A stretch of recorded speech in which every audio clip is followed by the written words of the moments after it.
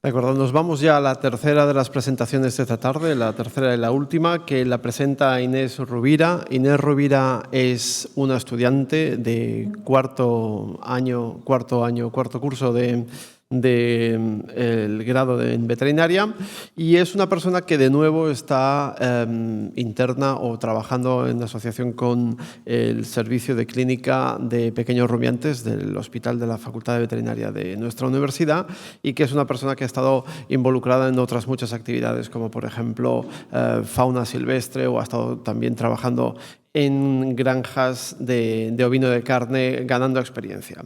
Dado que al servicio de clínica de pequeños rumiantes han llegado una serie de problemas consecutivos respiratorios en las que ella ha podido estar involucrada, pues hoy nos trae una comunicación que se titula Rinitis crónica proliferativa por Salmonella entérica, subespecie Diarizonae.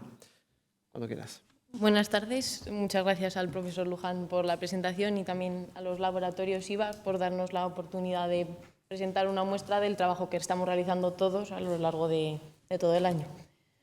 Bueno, inicialmente cuando el veterinario clínico llega a una explotación, lo primero que hace es tomar una visión general de todo el rebaño. En este primer vistazo puede encontrarse animales como el que vemos en la imagen.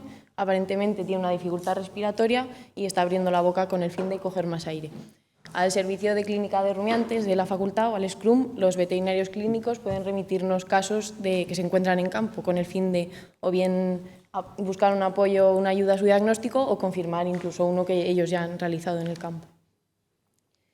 Los animales que van a formar parte de este caso son animales más o menos con este aspecto.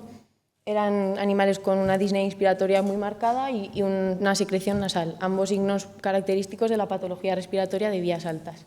En esta imagen vemos un animal en el momento de la expiración en el que está hinchando los carrillos para expulsar todo el aire, ya que probablemente tenga algún tipo de obstrucción o afección que no le permita hacerlo con normalidad.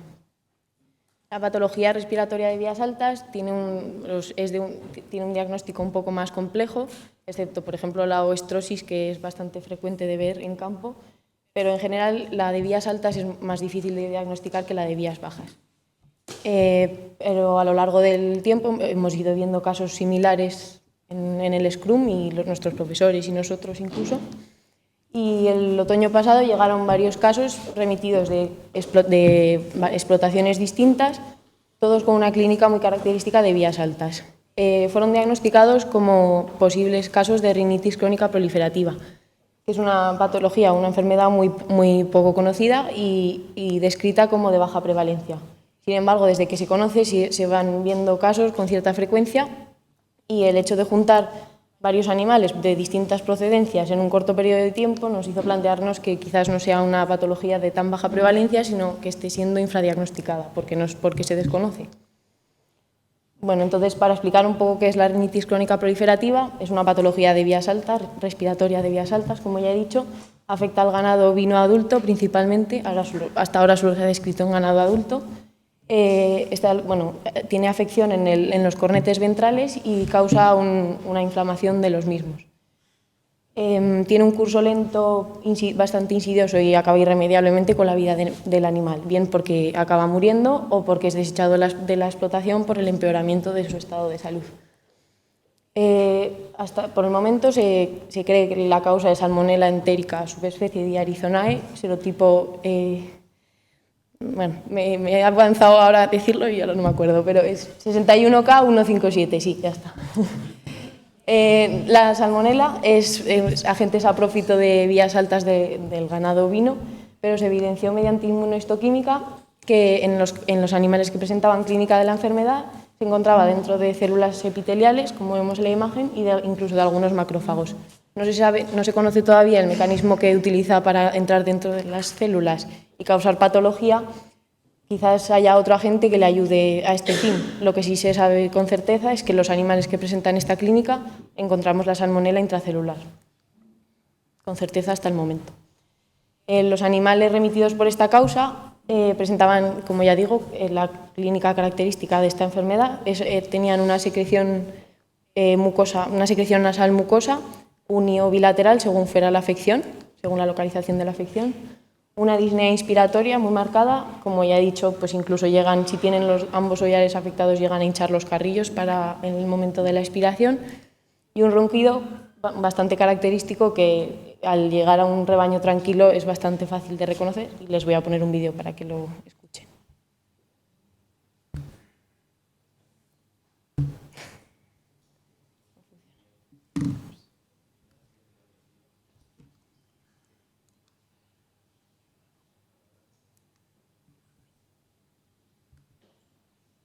Bueno, puedo salir y volverlo. Os lo pongo desde fuera.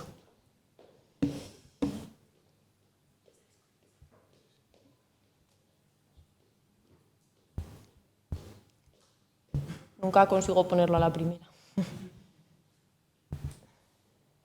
Vale. Ay, bueno, con que lo escuchen sería suficiente. No.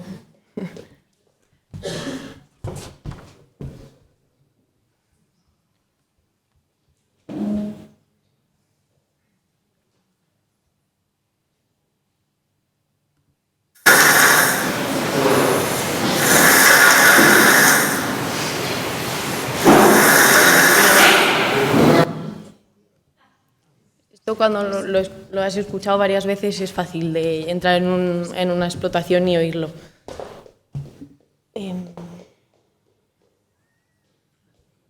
Bueno, no sé qué tengo que hacer ahora.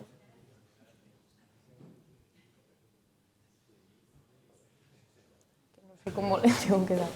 Lo siento. Si no, ya está, con que lo hayan escuchado ya vale. ¿Te vale ya? Sí, vale.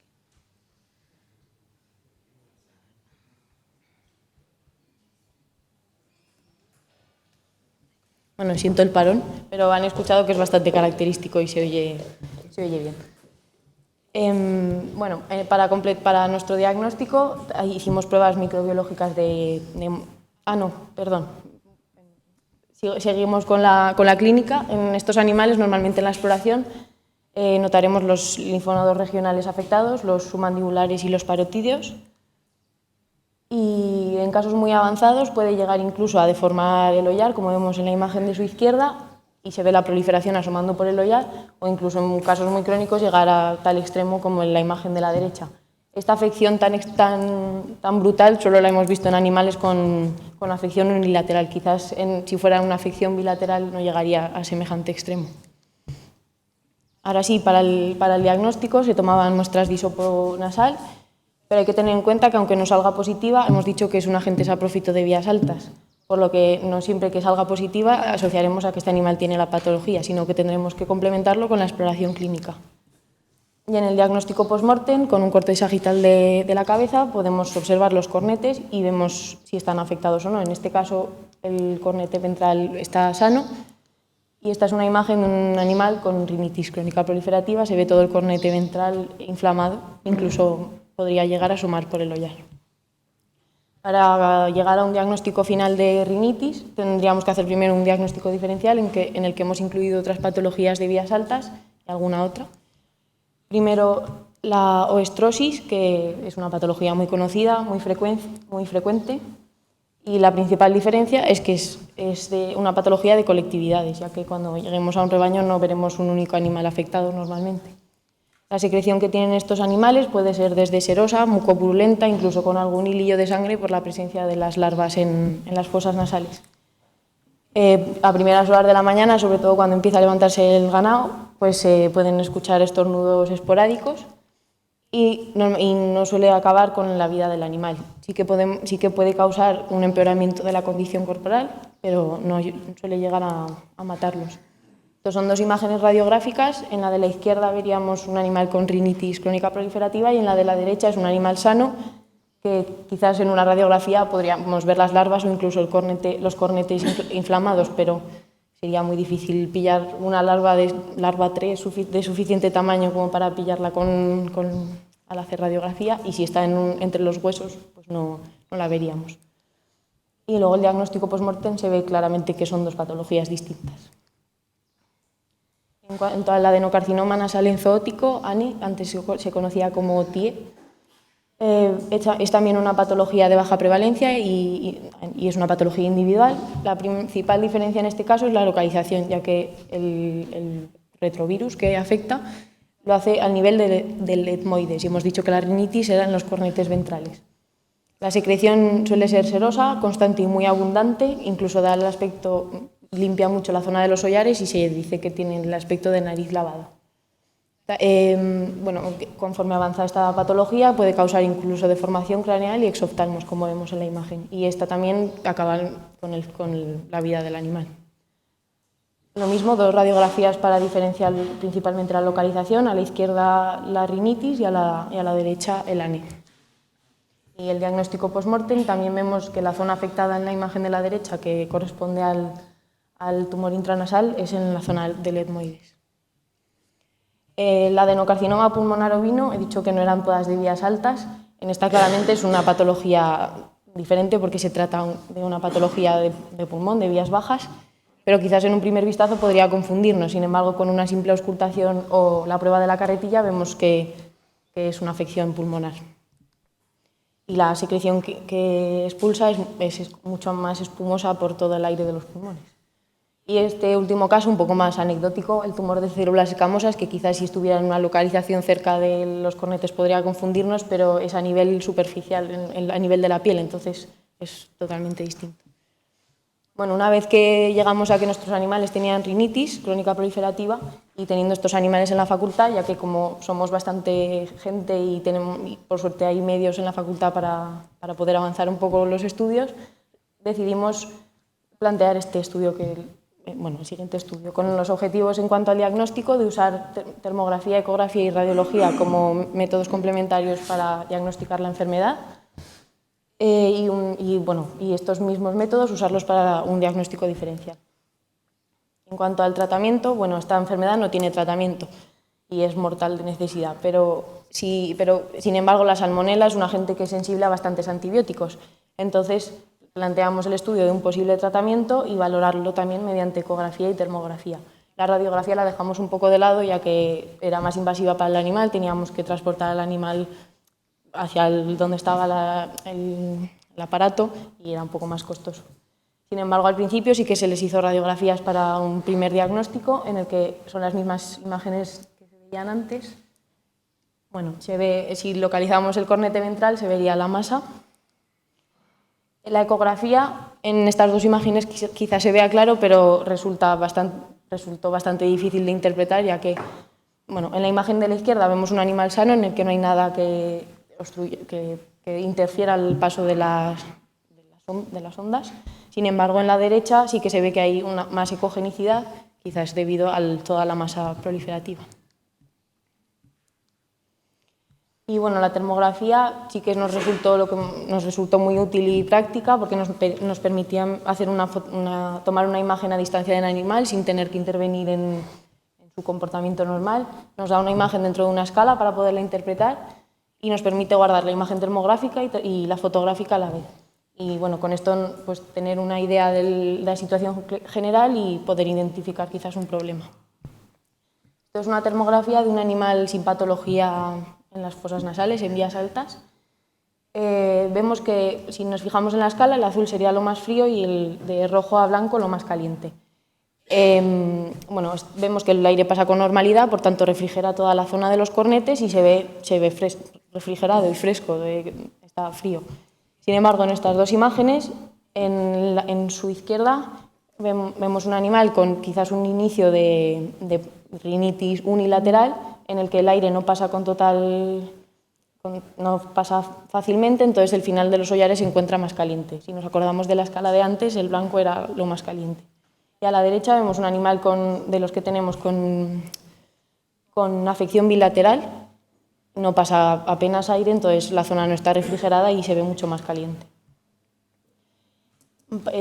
Para empezar con el tratamiento que queríamos probar, probamos distintos antibióticos a los que Salmonella era sensible tras antibiograma y distintas pautas de tratamiento. Inicialmente, hace 2 años, se probó con un animal, se probó con los animales que estaban con rinitis.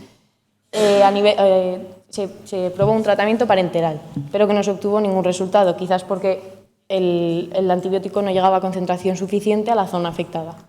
En los siguientes tratamientos se probó una administración local intracornete. Para esto sí que nos sirvió bastante la termografía, ya que nos permitía localizar la zona caliente y a través de la incisura nasoincisiva, que es lo que se ve donde está pinchando en la imagen, podemos acceder al cornete ventral e inyectar ahí el antibiótico.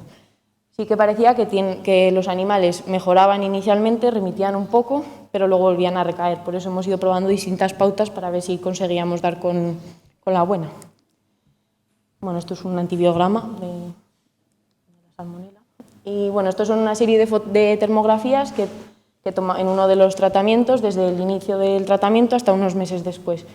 Si nos fijamos, cada imagen tiene una escala distinta, por tanto no nos podemos guiar solo por los colores, sino que con un aparato que tiene la cámara termográfica en el ordenador se pueden medir la temperatura en distintos puntos y en estas imágenes medimos pues, en esos 2 puntos que están marcados. La primera imagen coincidiría con el tratamiento, una de las 2 primeras, entonces sí que explica que esté más caliente, aparte de la afección que tiene el animal, por toda la manipulación que se le ha estado haciendo, la inyección del antibiótico y demás. Conforme van avanzando las termografías, al final sí que se nota una disminución de la temperatura y, como ya digo, parece que remitían un poco, se quedaban sin tanta clínica, pero volvían a recaer. Entonces, nuestras conclusiones hasta el momento, en cuanto al diagnóstico, es lo que he ido comentando anteriormente. La radiología sí que resulta útil a la hora de diagnosticar la enfermedad, pero no es una técnica con la que el veterinario clínico de campo cuente en su día a día. La ecografía sí que es una herramienta que el veterinario clínico puede tener más a su alcance, pero tiene una compleja interpretación y quizás necesita bastante experiencia en mirar esa zona. Y bueno, las cámaras termográficas para nosotros han sido bastante asequibles, muy fáciles de utilizar y de interpretar, y además que quizás no se usen tanto a nivel de campo, pero podrían ser una herramienta más y con un poco de conocimiento son fáciles de utilizar. En cuanto al tratamiento, lo que estaba comentando, parece que a nivel parenteral no ha tenido ningún efecto, por lo que digo, porque no llegaba a concentración suficiente a la zona afectada. El tratamiento intracornete o el local sí que parece que funcionaba mejor que el parenteral, pero los cambios en las termografías eran muy ligeros y además en los animales tampoco se notaba mucho. Y bueno, lo que he dicho, que aunque con ninguno de los tratamientos hemos conseguido remitir por completo la enfermedad, sí que creemos que hemos conseguido frenar la evolución, ya que, por ejemplo, el animal que está de fondo lleva más de un año en la facultad y normalmente en condiciones de campo estos animales evolucionan muy rápido y acaban por morir. Y estos, sin embargo, no han desarrollado una clínica peor, sino se han quedado en el nivel que vinieron. Además, otro de los animales tiene la zona proliferativa que le asoma por el ollar, que es una de las fotos que han ido pasando, y tampoco ha crecido, simplemente se ha quedado ahí. No ha disminuido, pero lo hemos conseguido controlar un poco. Y bueno, así como frase final, que es una patología descrita como baja prevalencia, pero quizás sea más frecuente de lo que pensamos, porque no la conocemos. No la conocemos porque apenas hay cosas descritas sobre ella. Solo hay una cita de hace unos años en Estados Unidos y aquí en España solo está descrita en un estudio por profesores de la facultad y veterinarios clínicos del GTV, pero sin embargo estamos haciendo estudios para poder conocer un poco más esta enfermedad, cómo combatirla quizás, e incluso se está desarrollando una tesis sobre esto. Y bueno, muchas gracias por su atención y también a los veterinarios por remitirnos casos que hacen posible que podamos estudiar un poco más estas cosas. Gracias.